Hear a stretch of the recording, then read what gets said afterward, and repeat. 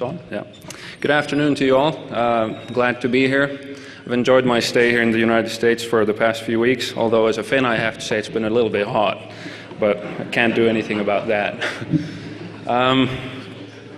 I've also been pleased this morning to learn to know a lot of people with various kinds of connections to Finland who are here present. And at the same time I think that I'll have to start watching my words in my presentation even more than before. Anyway, I have some written remarks that I'm mostly going to follow, and the slides follow those remarks pretty well. I've had to cut out a lot of different anecdotes that would probably be interesting, but unfortunately there is no time to go through them all. But I'll be happy to talk more about it afterwards with you if you're interested, and of course to answer any questions that you may have. Matters related to Mormonism are most often viewed through the North American perspective. This means that the general history of the Mormon movement, its intellectual history, and also the history of opposition to Mormonism is filtered through a narrative centered on North America. This is quite understandable for many reasons, such as Mormon headquarters being located in the United States and foundational events taking place here. While this narrative unquestionably holds the most valuable keys to understanding Mormonism, I believe there are vital things to learn by viewing the Mormon experience from different frames of reference. In this paper, I will concentrate on the history and content of societal opposition to the Church of Jesus Christ of Latter-day Saints, Mormonism's largest branch in the northern European country of Finland. With the word opposition, I refer to any activities that aim to create negative mental images of the Latter-day Saints or that seek to counteract the aims of the Church. This opposition may take forms such as books, newspaper articles, public interviews and lectures, and more recently, internet websites. It may originate with any number of actors in society, with some of the most common being former Mormons, active adherents of other churches and religious movements, politicians, and journalists. From the organizational point of view, opposition mostly comes from a counter-cult movement arguing from a religious perspective, or an anti-cult movement arguing from a secular perspective. Examples, and in some cases combinations of all these various forms and actors, can be found by taking a look at the Finnish scene. Although a lot of similarities to happenings in Mormonism's home field can be found on that scene, there are also many things that have turned out differently. A major thrust of this paper is to establish a general lay of the land in this particular corner of the larger research field related to the societal response to Mormonism in Finland. Because a large time period of over 150 years is surveyed, analysis is not a prime objective, and the overview is of necessity mostly descriptive and generalizing, bringing together in one place a large amount of data. However, I hope that the examples and characterizations will provide a useful contour and a basis for deeper analyses in the future. Before embarking on a journey through history, I will first provide a general context for the rest of this paper by describing Finland as a country and by recounting the basic outline of Latter-day Saint history in Finland. Now, if some of you watch Conan O'Brien, you will know all about Finland at this point, but for those of you who don't, that's for you. The Republic of Finland is located in the northern hemisphere around the Arctic Circle. There's the Arctic Circle. Between Sweden and Russia. Finland currently has about 5.2 million inhabitants, most of whom speak Finnish as their native language. There is also a sizable Swedish-speaking minority, living mostly in the southern and western coastal areas. Finland has been referred to as, quote, the football of neighbor nations throughout the centuries. In recent history, it has been under Swedish rule and under Russian rule. In 1917, Finland declared itself independent and sovereign. During World War II, the Finns fought against the Soviet Union to retain independence. The goal was accomplished, but due to Finland's proximity to the Soviet Union, the influence of this large neighbor was felt in both internal and external politics for a long time. As of 1995, Finland has been a member of the European Union, and the dissolution of the Soviet Union has changed the political atmosphere in the country to even more Western ways of thinking than before. As to the religious landscape in general, Finland is very homogeneous, at least on the surface. Finnish law privileges two churches, with the Evangelical Lutheran Church being the main national church, formerly state church, and having a right to collect church tax from its members.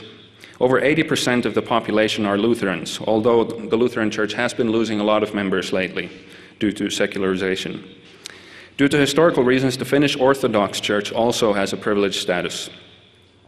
Although levels of private religious activity are relatively high, Finnish people don't seem to want to associate religiosity with institutions. However, some sociologists of religion think that Finns still, quote, believe in belonging. This means that while levels of institutionally connected religious activity have waned, Finns still believe that belonging to the church is important. Thus, while the Lutheran Church is not strong in the religious sense, it still has a very strong place in the culture. Various surveys have been made concerning the attitudes of Finnish people towards different churches and religious movements. The latest poll was done in 2003, with the most popular movements being the Lutheran Church, the Salvation Army, and the Orthodox Church. Those thinking positively of these groups constituted 77%, 65%, and 62% of those polled, respectively. The Church of Jesus Christ of Latter-day Saints has usually been situated at the lower end.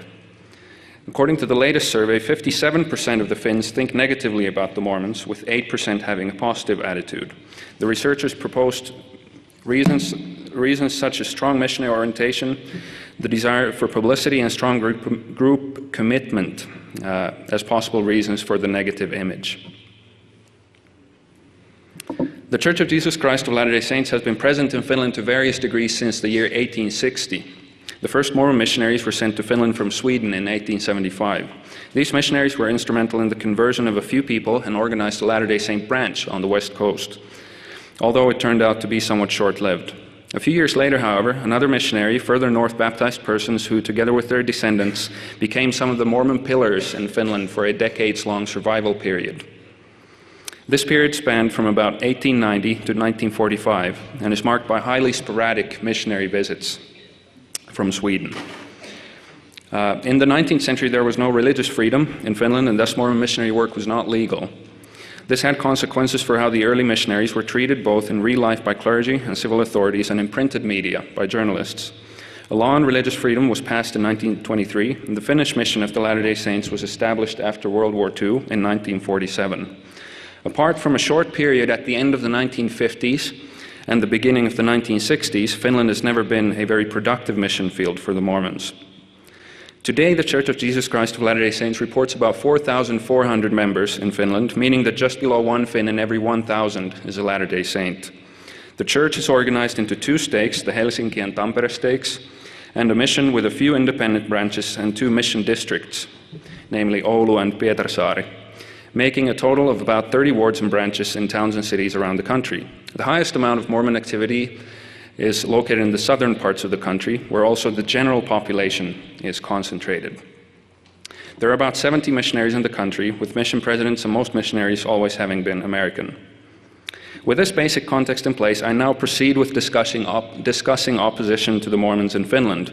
My treatment is chronologically divided and begins briefly with the period 1845 to 1875. This was when there was no official Latter-day Saint presence in Finland, and when information about the Mormons came from abroad through books and newspaper reports. I then move on to the time when missionary activity in Finland began and describe the opposition that this activity met, and Mormonism in general met, from society during the years 1876 to 1890. Moving on to more modern times, I review the initial response to permanent missionary work and to the permanent establishing of the Church in Finland during the years 1946 and 1977. The most extensive discussion, and probably most interesting for our purposes here, concerns the years from 1978 to this day. This period is mostly characterized by modern anti-cultism and counter-cultism and their attendant dynamics. A final overview of oppositional activities related to the new Latter-day Saint Temple in Finland to be dedicated this fall brings us up to the present. During this earliest time period, there was no official Mormon presence in Finland. The material that was published in Finland about Mormonism consisted mostly of newspaper reports from Scandinavia after 1850, when the first missionaries arrived there, and other parts of the world. The 1850s also marked the time when Finns could purchase the first books dedicated to and critical of Mormonism, written in Swedish. This period is generally characterized by information coming from abroad and not being generated in-country. The year 1845 has been chosen as the start in this chronological division because, according to current knowledge, that is when the first piece of oppositional writing appeared. Perhaps not surprisingly, it was published in a paper read largely by the clergy of a Lutheran diocese in southern Finland. In addition to newspaper reports, the more educated Finns could begin reading the books about the Mormons during this period. According to advertisements in newspapers of the time, available were titles such as Austin Ward's May Life Among the Mormons. The title page is actually visible here.